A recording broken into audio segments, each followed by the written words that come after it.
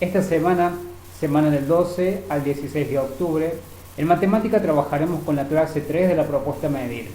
Es la que tiene por título Comparación de perímetros y de áreas.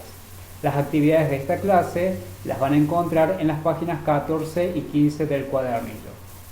En las actividades anteriores estuvieron midiendo contornos y emplearon figuras que les sirvieron como unidades de medida para medir el interior de los dibujos de María y de Juan. En dichas propuestas, lo que hicieron fue calcular el perímetro y medir determinadas superficies para obtener el área de las mismas. Pero, ¿qué es el perímetro? ¿Es lo mismo el área que la superficie? Para entender un poco mejor de qué estamos hablando, observa y escucha atentamente lo siguiente. El perímetro de una figura es el resultado de sumar las medidas de las longitudes de los lados. Cuando les pedí que marcaran con verde el contorno del dibujo del perro de Juan y con rojo el contorno del dibujo de la casa de María, estaban marcando el perímetro. Muchos de ustedes sumaron las medidas de los lados de los dibujos para compararlos.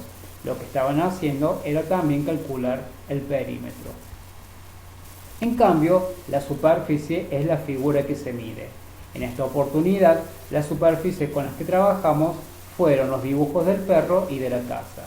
Y finalmente, el área es la medida de la superficie.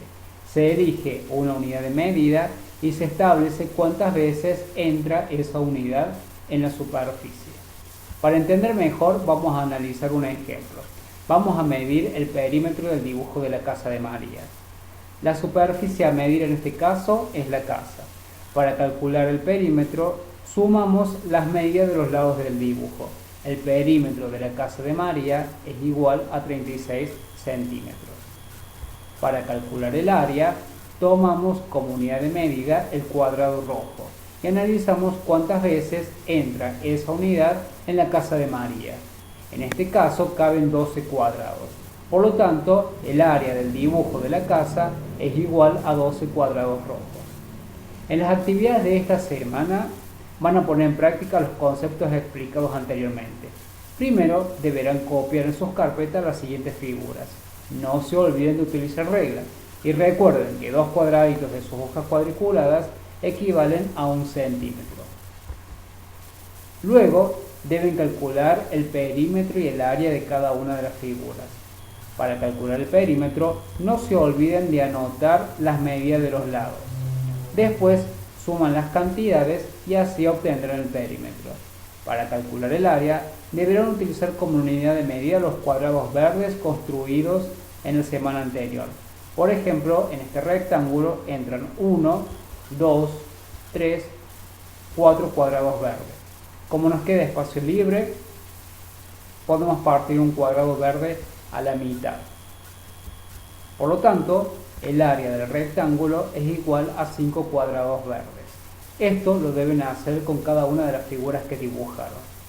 Para continuar, deberán comparar cada una de las figuras con el rectángulo.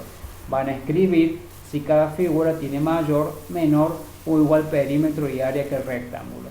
Por cada figura pueden escribir: la figura 1 tiene mayor, menor, igual área que el rectángulo y mayor, menor o igual perímetro. Por ejemplo, vamos a medir el perímetro de la figura 1. Anotamos las medidas de los lados y sumamos. El perímetro es igual a 12 centímetros. Luego utilizamos el rectángulo verde como unidad de medida para medir el área de la figura. El área de esta figura es igual a 5 cuadrados verdes. Lo mismo deben hacer con las figuras 2, 3, 4 y 5. Por lo tanto, la figura 1 tiene igual área que el rectángulo, es decir, 5 cuadrados verdes, y mayor perímetro, porque el rectángulo tenía 9 centímetros de perímetro y esta figura tiene 12 centímetros. Lo que hicieron anteriormente les servirá para resolver la actividad 2.